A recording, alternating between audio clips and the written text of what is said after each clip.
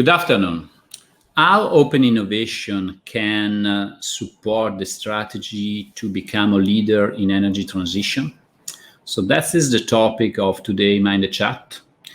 And today we will have a special guest from a leading international corporate in energy.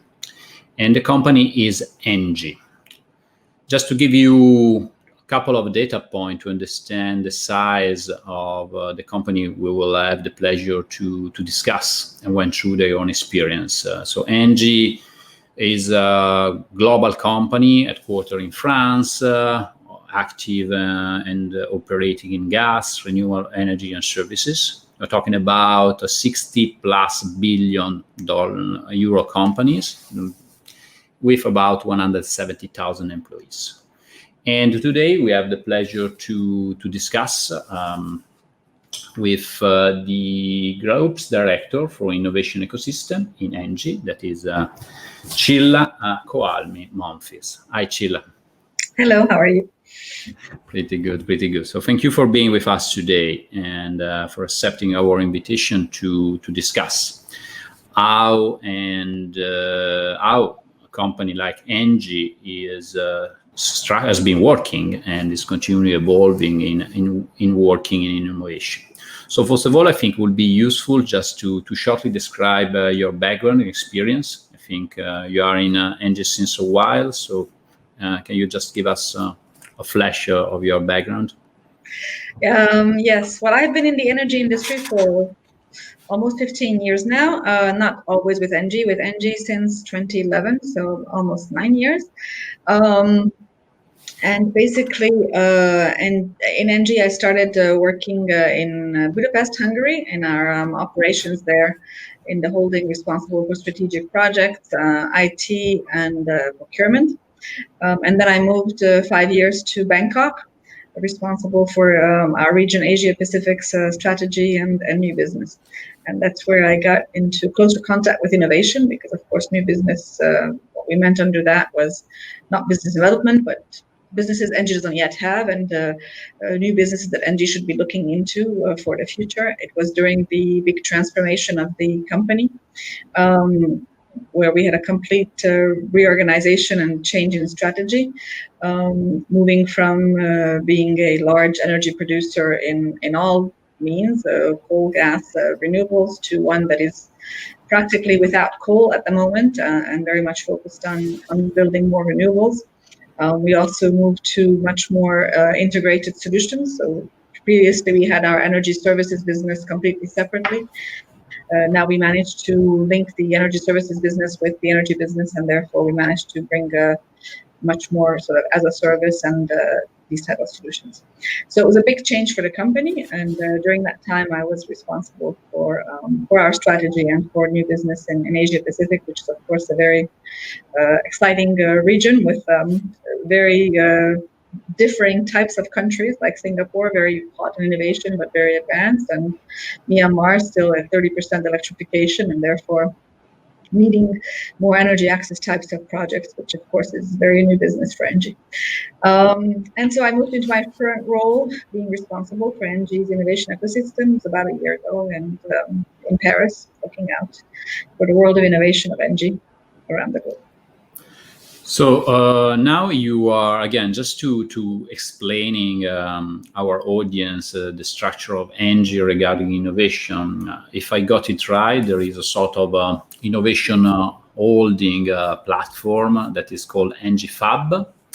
And under ENGIE Fab, substantially, there are 3 main areas that are focusing on innovation. One is probably the most easier, most standard to identify, that is the corporate venture capital unit, that is called ENGIE New Ventures.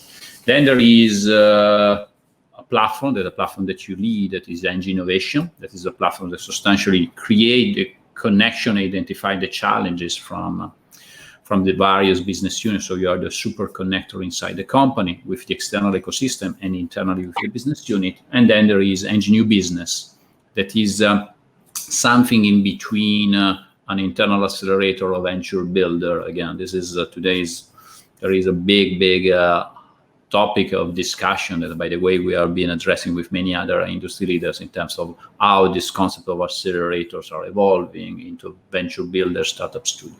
So this is the structure, at least assuming that I got it right, but probably might be definitely be useful to hear from your voice and to give us a picture of how ENGIE is structured, and also what has been the changes in the past few years of this structure, because again, the world around us is evolving, and also the innovation strategy and structure are evolving too.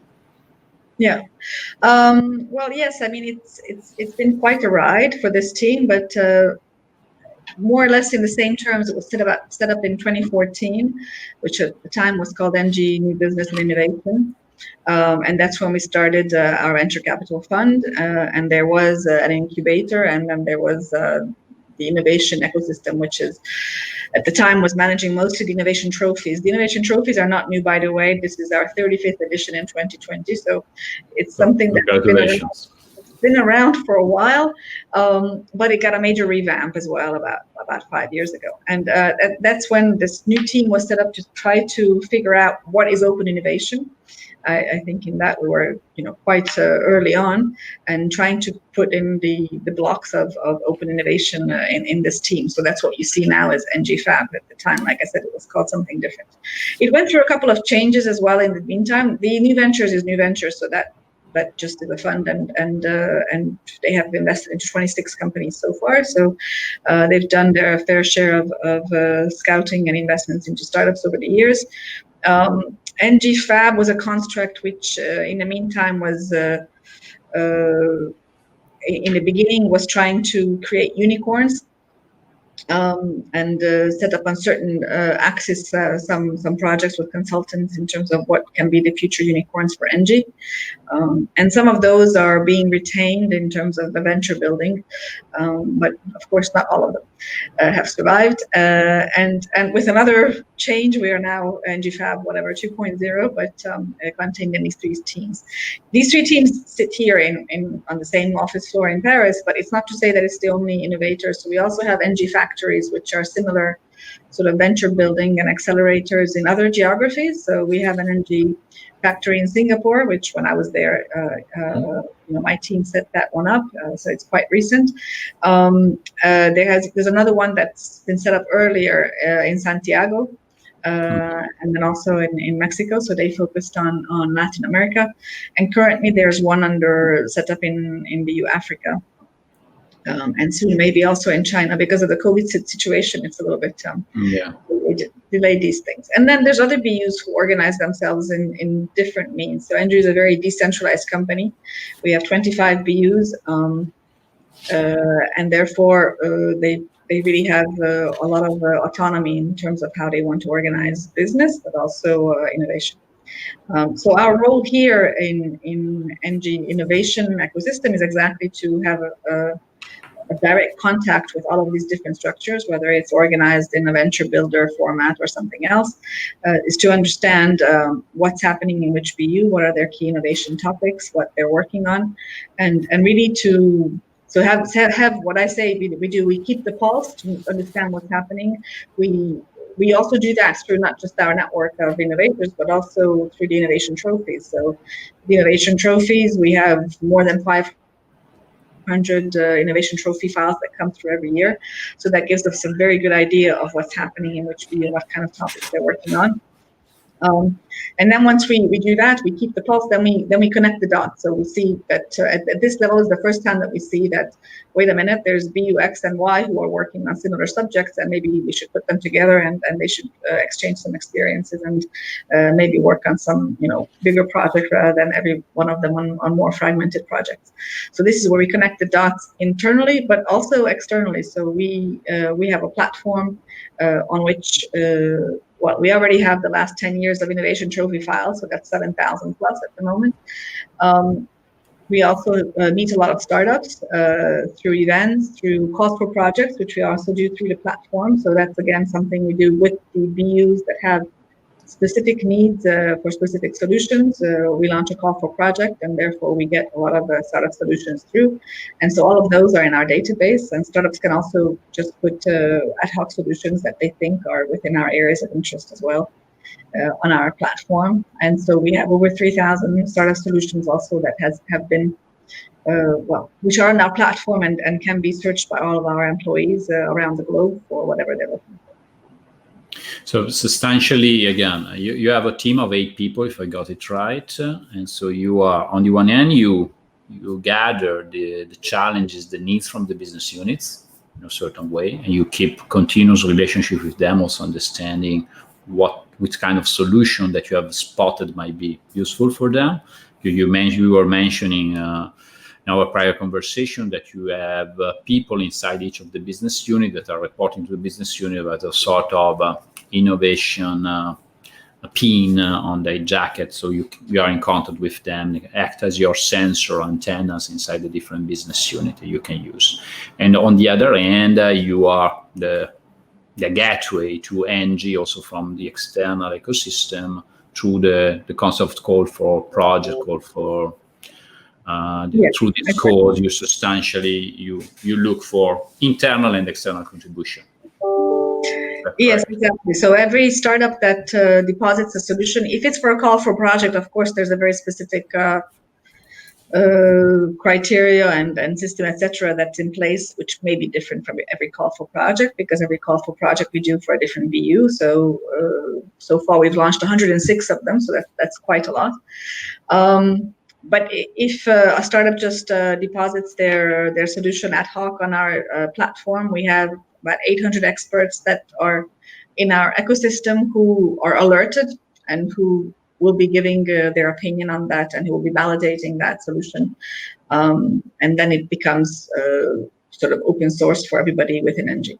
So at the moment, we are working on a platform evolution project to make sure that more of our own employees log on to this platform and they understand the richness of it, and they understand where they can search and what. And we also trying to make sure that we can better monitor what's happening on this platform through this evolution, because it's one thing that we put in contact a BU with a startup or 2 BUs, etc. It's almost impossible, within my team to follow up on what happens with those with those connections retrospectively. So we're trying to digitalize as much as possible to make sure this is again, you touched 2 very, very relevant points, again, in our experience, are critical. Number one is how difficult it is to follow up properly what it happens. Also because typically, again, we as innovation advisors, sometimes we put the right startup in front of the right company, but unless there are our recurring customer, we don't know what it happens. So this is really difficult to follow up properly. On the other hand, the other big topic is how to engage the internal employees, because at the end, there are multiple attempts of trying to engage employees in the innovation factory of a company, but is, again, most of the time are nice attempt with scarce result, because it's difficult, again, because if you foster creativity, you get ideas that come, again, most of the time are not exactly aligned with what your specifically needs. On the other hand, you have people that have the right know-how and also to understand what might be some external contribution, but they are not engaged. And so that is a very, very difficult topic to be addressed. So I think if I got it right, to the innovation trophies, you are stimulating internal creativity. How this is structured? Because there are multiple experiences from multiple corporates. Actually, innovation trophies, I think, is a great way to really stimulate creativity. It's something that is, like I said, since the revamp 5 years ago, it's something that is very well regarded and trusted by the BUs. I know several BUs who have joint targets to win a trophy every year, so it's part of their incentive. So therefore, they're really looking for teams that have the best projects. We have usually several categories. So it's a way of really engaging all different types of innovations. So this year we had 7 categories, which then later became 9, because once we have too many in one category, we try to split it to give more chances of winning, and to also see where the trend is taking us. So this is where the trophy is telling us what's happening in the business, and therefore it tells us that we need to create a new category because it's something that is really happening. So it's a yearly process. People can submit all of their ideas, and in the categories you have everything from things like really operations, really operational innovation in terms of helping our operations become more efficient, save money, etc. Then there's things like management support, which is, I guess, operations, but more in the management types of things.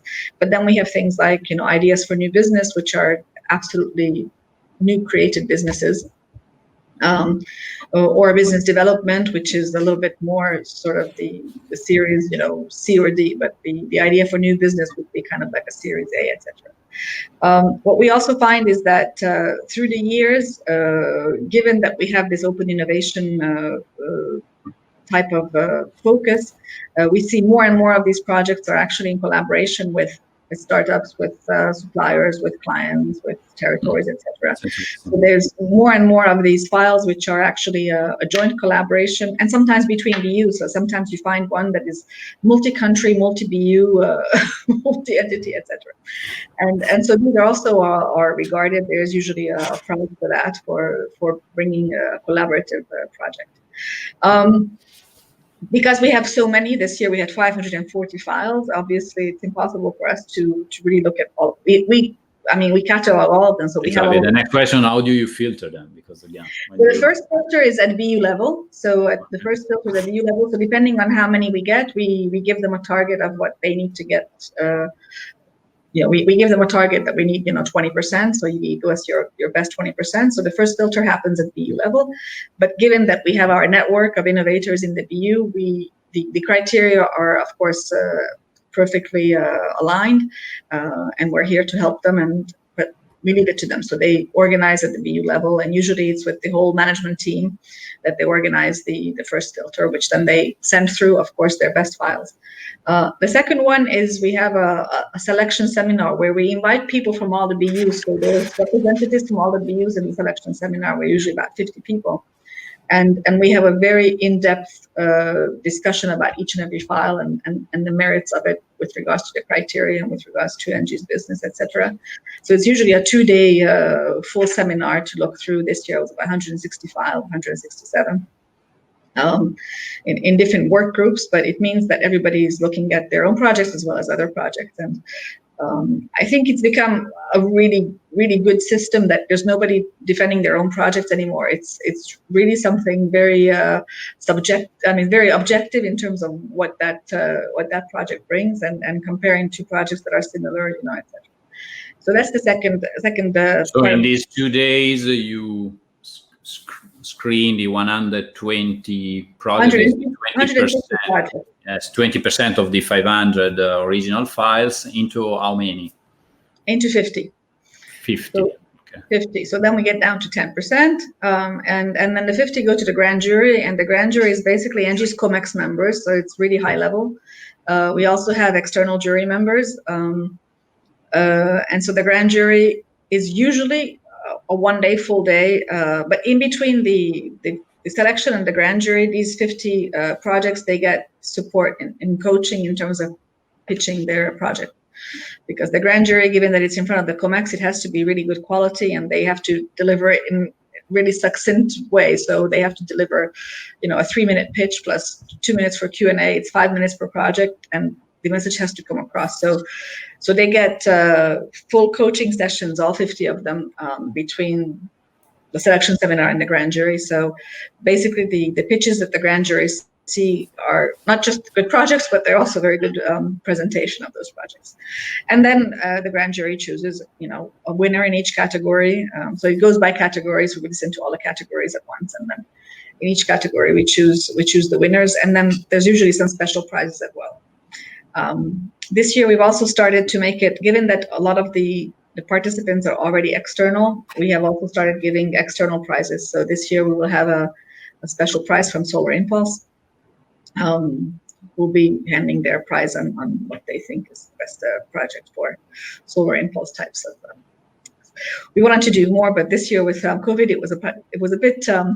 We had to be very creative and innovative as well in the team. So we had to organize both the selection seminar and the grand jury completely virtually. So that was our challenge this year, but it all went very well between different digital tools and means, and it went as clockwork. So. Yeah, again, it's been a revolution for everybody here, because again, what we are supposed to do now has to be totally reshaped, but at the end creativity find ways, and most of the time we also, again, in our experience, we found also that certain formats that we had was very successful. We have been forced to turn into digital, and a part of them are even more effective, and so that is something that we are noticing. So that is very interesting, because again, these projects are called they fall into the entrepreneurship category. There are multiple attempts at different level, and the ability to produce results meaning beyond giving a trophy or an award or recognition, to be able to produce something that doesn't impact on the business of the company, historically has been pretty limited. And so just a few companies are able to source something that at the end have the legs and the bandwidth to go forward. Out of all these innovation trophies that have pretty long history, can you make some example of concrete implementation inside ENGIE? Yes, absolutely. So actually just right now, this is quite current. So we had one project which won a trophy in 2018. Actually, one of our categories is success stories. Those are projects that have won a trophy a couple of years before, but then come back and say, "Wow, look what we've done! You know, we've actually become successful." So, so this project won a trophy in 2018, and then it was sort of incubated within the Engie New Business Factory. They actually had their headquarters in Station F, which is a Paris, innovation hub. So that helped them quite a lot as well. And they were part of this scaleup within the Engie New Business Factory, looking at all sorts of distributed energy response management systems. But this actually it's called TOD, energy origin. They actually can give you the origin of every electron every minute of the day. And so we figured that this could be a solution that might become popular in the future. So we actually started working on this.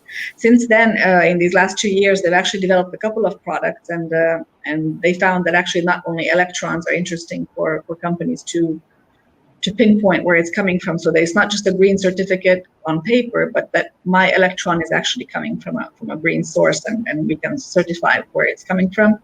It's actually been interesting for companies to do the same for gas, for example. Where is my gas coming from? And lately, where is my hydrogen coming from? So there's a lot of products that they have created around the actual source of energy, which they can certify.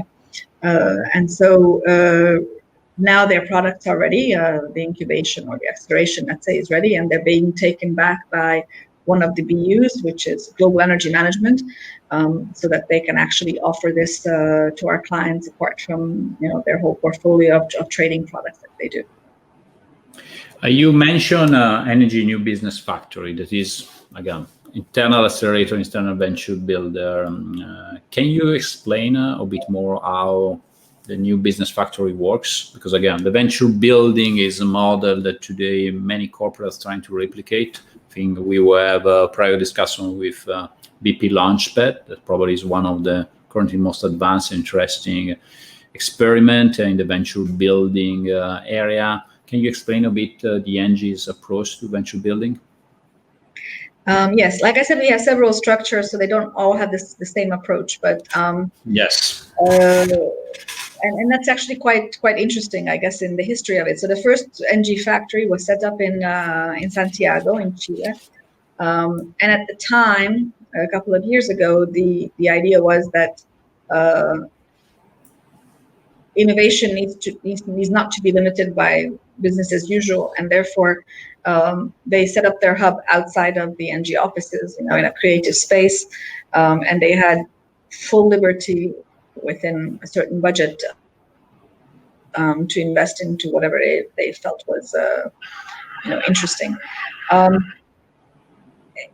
It wasn't a full success because then once you start building ventures, then you actually start looking for the connection with the business. It becomes quite difficult if you have been outside in a different space. So when we were setting up Engie Factory in Singapore, it was a very different approach. Because we had all of these discussions with everybody around, we wanted to have a different approach, and it was much more around how do we make sure that the new things that we bring are going to be of use to Engie.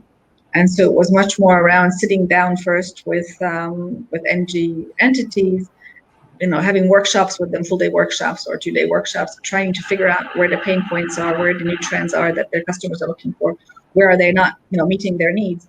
And so defining the need first before going out and scouting for startups that can address that need. Or if we don't find any, then let's build something internally. So that was a different approach. And here in Engie New Business Factory in Paris, it's been set up 2 years ago, because it's within Engie Fab, so it's within the same team that Engie New Ventures, and the idea is, and within the same team where we do the innovation trophies. The idea is, how do we put together, like Lego blocks, the solutions that are brought by the startups that we invested in, the internal innovations that we see happening, and the actual client needs to put together integrated solutions. So usually each one of these, what we call scaleups, consists of a collaboration between 2-3 startups and a couple of internal projects, etc. And actually, we have an acceleration prize as well in our innovation trophies. So we're always looking for the one that we think can be included in the Engie New Business Factory and can be helped either because there's a project already running to which it can be an addition, or start a new project on the basis of the new solution. So everybody has a little bit different approach, but I guess nobody has the silver bullet, so it's good to be. No, that is the only. It's good to be changing approaches and seeing what works and what doesn't work. But we always find that in a large company like ours, with 170,000 employees and divided in 25 BUs, there's a lot of the not invented here syndrome. And so therefore, we need to find ways of making sure that there's actually a catch with the BU. There's no point in investing in startups if our BUs are not going to be using the solutions. There's no point of accelerating or venture building if it's not going to end up as something useful for Engie. So we need to make sure that link is there early on, and that we're constantly working on that link to strengthen it. Yes, you mentioned another typical hurdle in large corporation, that is the relationship with the business unit, because again, we have 25 of them, different needs. Again, each of them is a bit, is defending their own areas. How do you manage the relationship with the business unit? Again, you act as a sort of internal connector. So again, can you bring some examples of a practical example of how do you typically nurture the relation with the business unit? Because sometimes if it's too much, the discussion, the challenge are too much business unit driven, are probably more focused on what is called Horizon 1, really what would they need now. If on the other hand is too much driven by the potential looking forward, they might not be interested. So how do you manage? How do you typically... Yes, this is exactly the biggest challenge, because you have a huge company. You don't want to centralize innovation because you kill all the innovative spirit. Obviously, it's never going to work. But if you let everything decentralized, then you end up with a very fragmented landscape of small projects rather than larger projects that actually bring some real impact to the group. So this is exactly our role here in the center, is to not not direct the innovation, but steer it in a way that we connect the dots and we see where things are going. So what we've started also in terms of the management of the network, that started with the pure task of innovation trophies. I mean, there's no way you can manage a system like that without having your people in the BU. So it started with that, and then once that happened, and more people had innovation in their job title, we realized that we have an amazing network that knows what's happening in innovation in their BU. And so we have monthly calls with our innovation network where we discuss yes, the actuality of the trophies, but we discuss many other things, many other projects, and who's doing what, and whoever figured out a best way of doing, engagement, or a best way of doing acceleration, or a best way of doing something, then they share it. And so there's really a network of people that discuss these issues together. We also have, of course, the Yammer group on innovation, and then our platform has a lot of information on it, on which you can also subscribe to different types of newsletters depending on the topics that you're interested in. So it's really about connecting everything about innovation on one platform, and for people to, that's the ask. The value provided to the BUs is that they can find the information. If they're interested in a topic, they can find which other BUs are working on what projects, which trophy project has been submitted in the past 5 years, which startups have submitted solutions around this to the different calls for projects, or just in our database, etc., etc. We also have webinars on certain topics, and right now we have technical issues for making that external, but I'm sure we're going to overcome that really quickly, because the idea is to also put our startups in front of the whole ENGIE ecosystem, which is interested in that type of solution. We're organizing this year an innovation festival, we call it, which is all about again putting together not just innovation, also the research. I mean, let's not forget, we also have a huge research staff of thousands. Yes, exactly. That's which is doing that kind of research, which is more sort of the lower TRLs, the higher TRLs. So all of this is connected together, and so the idea of this innovation festival is really to connect our different ecosystems of research, innovation, and our different startups, so that they can discuss the topics in common.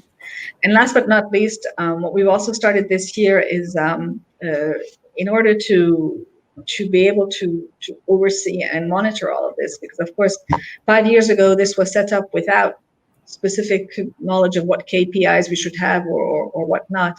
Now the management is asking, okay, well, how much is this bringing us? And if it's so fragmented and so decentralized, it's very difficult I don't have a view on it, because nobody's actually looking at the actual spend on innovation, and how do you even define it, etc. And even less on how much it is bringing us. We know, of course, some of the projects, but it's more an example rather than an aggregated figure. So this year we started something called innovation roadmaps, which essentially looking at all of the activities of the group, looking at, okay, which are the key axes on which we do business, and where we will need innovation, where there's certain disruptions, where we, new areas we can go into, or areas where we're being disrupted and maybe something else needs to get done. And so in this is a very collaborative effort, and actually it's a new team that's been set up called innovation strategy and disruption, whose role is to draw these roadmaps. But it's a very collaborative effort, because we bring all of our knowledge. Like I said, we keep the pulse, so we bring all the knowledge of what's already happening in the group, who's done what project in the given topic, and then we need some sort of a target to say, okay, in this topic we want to be here by 2025, we want to be there by 2030, and then you can draw the map and you can see where the gaps are, and then we need to decide, is that gap to be filled by research? Is it to be filled by ENGIE New Ventures investing in a startup? Is it to be filled by an acceleration or venture building or whatnot? So these innovation roadmaps, I mean, this is quite new. It's we have 4 so far that have been, let's say, drawn up.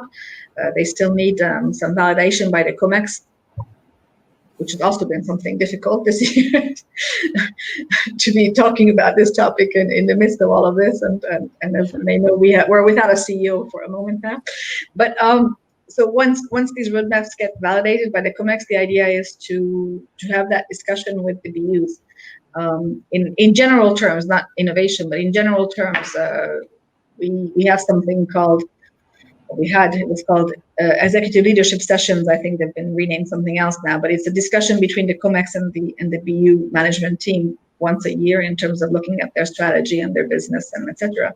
So we need to make sure that these innovation roadmaps are part of that discussion, and so that the BU looks at their innovation deliverables as seriously as any other deliverables. Because when you look at innovation, you look at, for example, green mobility is a big part of our future business, we believe, given that it's going either electric or hydrogen, we should be there. But different BUs are positioned differently with regards to what they can do. So we have acquired a startup, EV Box, in Europe, which is, I think, almost market leader in Europe. But that means that the BUs in Europe have to be at the forefront of innovation of how do we move that forward. Whereas, for example, ENGIE New Ventures invested in a startup, Gogoro, which is a Taiwanese company, which is a two-wheeler, battery swapping system. The BU in Asia Pacific needs to be responsible for moving that forward because 85% of two-wheelers are in Asia Pacific. So there's not much point for a European BU to be putting that on their agenda. So this discussion has to happen at BU level with all of the other deliverables of the traditional business. But okay, not every BU has to participate in every type of innovation roadmap, but there may be some that you need to participate in, and you need to actually commit some more important resources to. And I think to commit resources is always difficult in the BU because you are competing with traditional business. Yeah.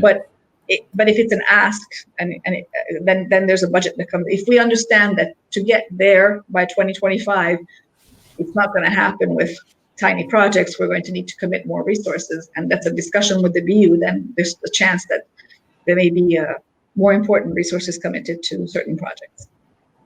Yeah, very, again, competing with today is the most difficult challenge that most of the corporates are facing. And the business units are by nature are oriented to look at what are the KPIs, what are the regular indicators they need to meet. And so it's very, very difficult to put tomorrow and the day after tomorrow on the agenda and to get their attention.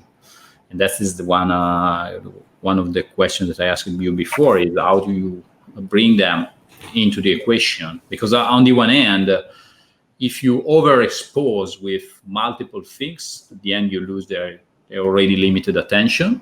If you do not involve them since the beginning, they feel that something has been imposed and they are not interested. So it's this balance that we see is very, very delicate and complicated to manage. And most of the time, it's becoming a sort of personal relationship. There are some people that are definitely more open-minded and others that are a bit less than that. And that is make a lot of difference so at the end. But yes, but I believe that targets are really important. I mean, yes, it's about relationship, but it's about, if you have a target and within that target you see that there's a role for innovation, then I think it's easier than if there's no target. Of course, innovation comes from below, but if you don't give it something, for example, I think for us, most easy to convince is, let's say, renewables, right? I mean, they have a target. They said we're going to build 9 gigawatts of renewables by 2020 and 16 gigawatts by 2025. If you want to do that, it won't happen just with today's technology, right? Already today you're bidding and it's really, really competitive. So you know that you're going to need some increases in efficiency, in maintenance, and in business development, and all of those things to meet that target. So therefore, the conversation is very easy when we go, okay, well, with this technology, you can save this much on the development. With this technology, you can save this much on maintenance. With this technology, you can save that much you can gain that much more on the dispatch. So if there's a very clear target in front of you, then I think the conversation is very easy. It's when there's not enough, not very much defined targets, then of course the conversation becomes a conversation of I believe, you believe. that is again, I think there are two main areas of potential innovation impact. On the one hand is operational OPEX savings, operational expenditure savings. I think this is something that they get it easily. And so it's pretty aligned. It's part of making more money or burning less money. So this is a discussion that is pretty easy to have. It's difficult when it's talking about launching new businesses that might definitely need specific business unit support, but it's a new business, is on top of the business they're already running. It's difficult to be measured. It's difficult also to be projected because, again, also, for startups typically have a quite hard times in making forecasts. Imagine if you're doing this inside a corporate institution, and so that is definitely a more complicated conversation to have. That's why probably will be the easier part to measure at the end. But talking about a new business is about to start and getting momentum in 5 years from now, and probably for the 2 years you don't see anything, you need to invest up front. This might be probably a more difficult discussion to have. But looking at your KPIs again, as ENGIE Fab, ENGIE Innovation, what are the KPI again? How do you measure your activity again? What are your goals, your targets, your KPIs? The different teams have different KPIs, but they're all going the same direction, exactly what we're discussing. So ENGIE New Ventures, first of all, they cannot really invest into any startup which they haven't received a sponsorship from one of the BUs, at least. Sometimes it's more than one, but at least one BU has to say, yes, I can use this, or yes, I will use this. And so then, of course, it's easy to. Yes, it's mandatory. Yes, and then afterwards, you still have to. But so therefore, the KPI for them is the actual amount of active contracts with the BUs or things like that. So they actually have a KPI like that to show that that this startup has actually actual real commercial relationship with the BU, that they really have income coming in from that, etc. And so that's, I think, a very good KPI because it shows what actually comes through these startup investments. Even though obviously, we're not a financial VC, so it's not about just earning money behind it. It has to have some sort of strategic relevance to ENGIE. So therefore, the actual link with the BUs. In terms of the new business factory, just focusing on the CVC part, because again, this is an interesting approach. Again, the fact that they have to invest with a substantial preliminary buy-in from one of the business unit, but is one approach that, for example, other companies are not following at all. For example, if you look at Robert Bosch Venture Capital, they deliberately are totally independent from the business units because they want to not to be in a certain way constrained to the current horizon that the business units are looking at. And so this is, for example, I'm not saying that it's better one or the other. I'm saying there are also, just talking about CVC, we see different approaches. There's someone that has a more long-term approach, Horizon 3 maybe. And so for them also asking to produce new revenue, indicator like new revenue, operational saving for the business units, that makes sense on the one hand. On the other hand, if I'm investing in 10 years from now, don't ask me to produce any impact on the P&L for the next 2-3 years. So again, this is just to show how these really, really different approaches while we're doing almost the same job. Yeah, well, we found it's. I mean, I think given the vast scope of activities that ENGIE is in, we found that this was really important because given that each business unit already has a whole big scope of activities, if you just add one without them, it's impossible. They're just not going to be doing it. They have already too many things going on. So, so we found that it works, and then this is a KPI. So the team is working towards getting more and more relationships with the BUs. For ENGIE New Business Factory, they need to get to a certain.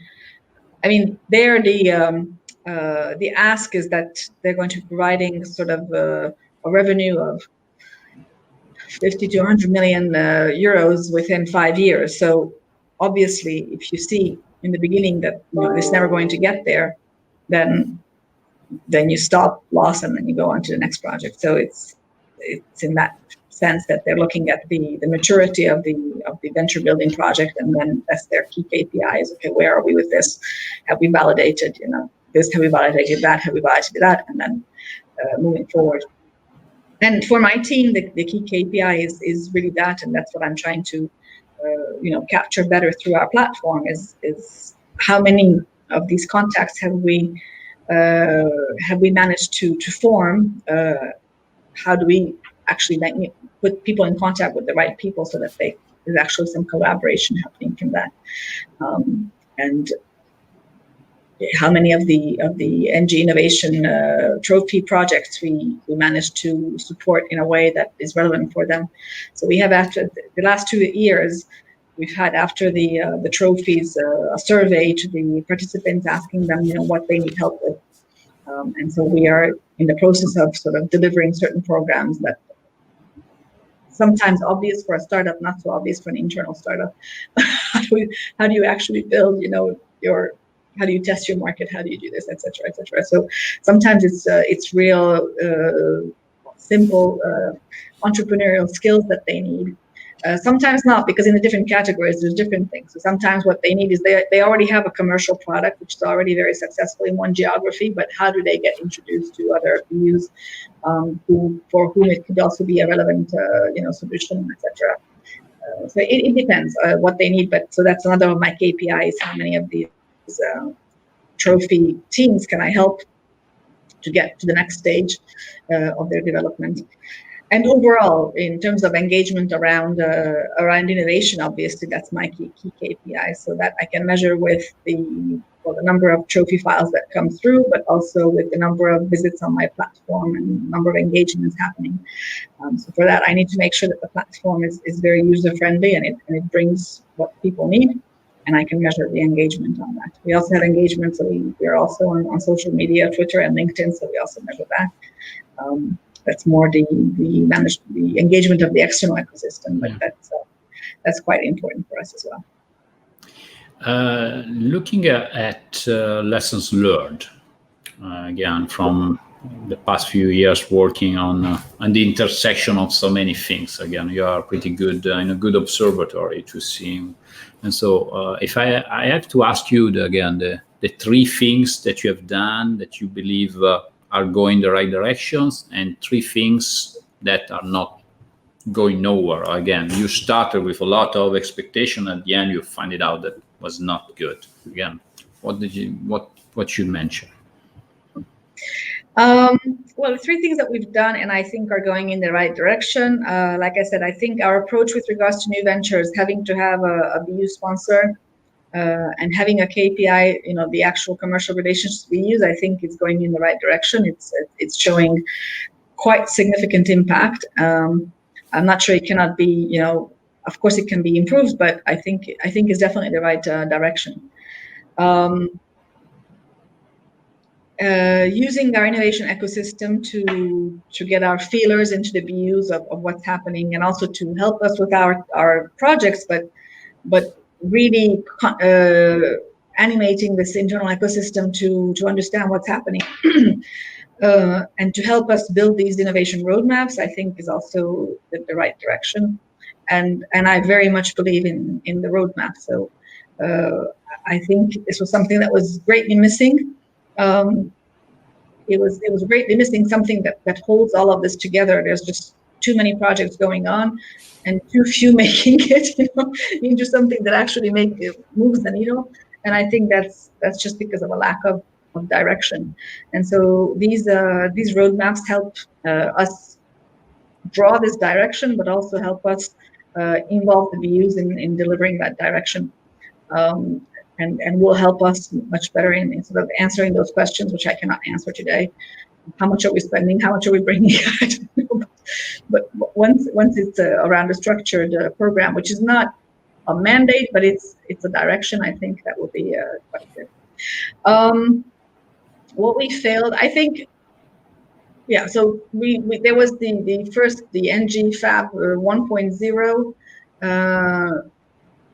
Like I said, their mandate was to work on unicorns, and they've worked on 5 specific projects which had the potential to become a unicorn. I think where we failed on that was that they also took the whole team outside of this tower where the rest of the company is. They went into a creative space where they can think freely, and they can just be with their consultants and create these unicorns in a vacuum.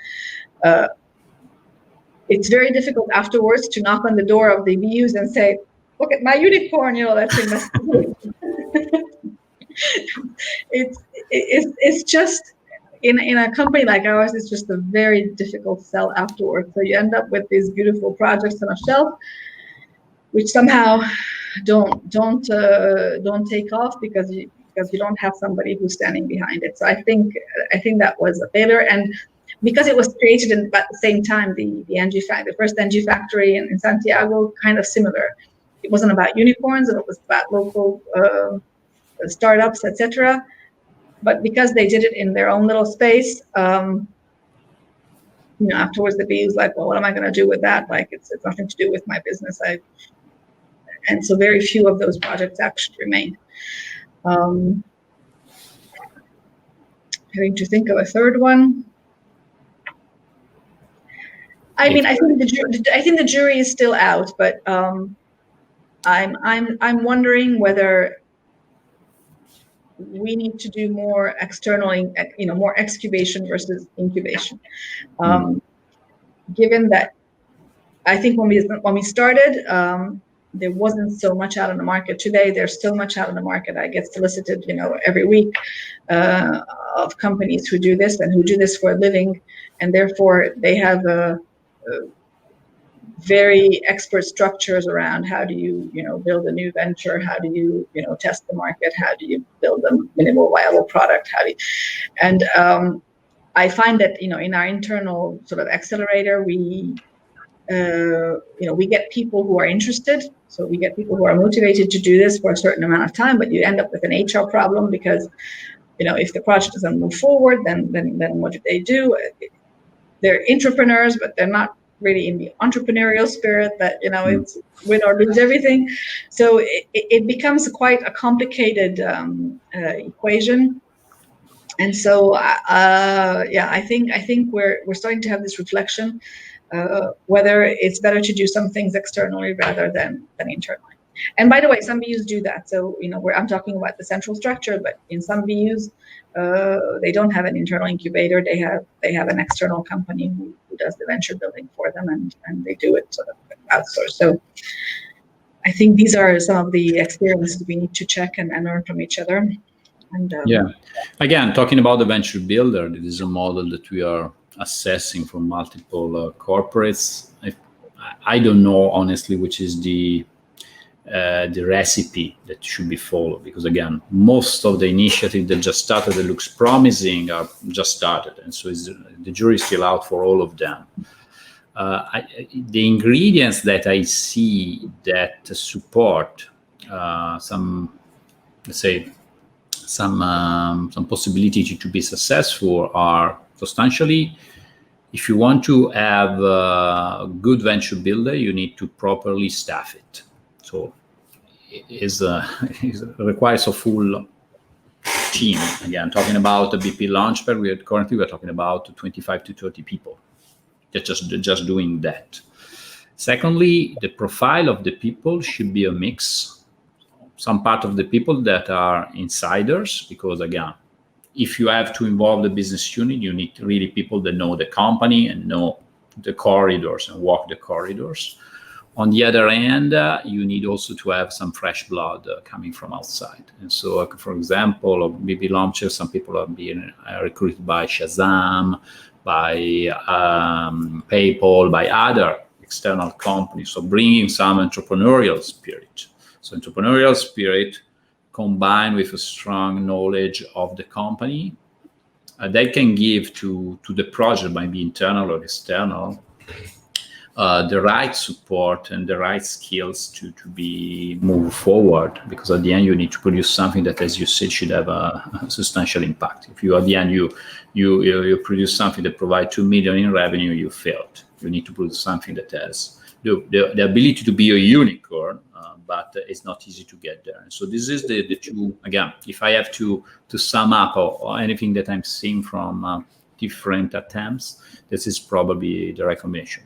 Properly staffed, properly budgeted, and then a combination of internal and external people. Because if you put internally outside, that you have the problem that you mentioned. If you put internally inside, then you create something that is just another internal venture, and so people cannot find. Again, I remember in the conversation we have with BP Launchpad, that one of the entrepreneurs, there was a person that has been working from BP for 7 years and started Wise, that is one of the startups that they just launched, say, oh, yes, they give me the money, but substantially they give me the people that I needed to scale up my idea.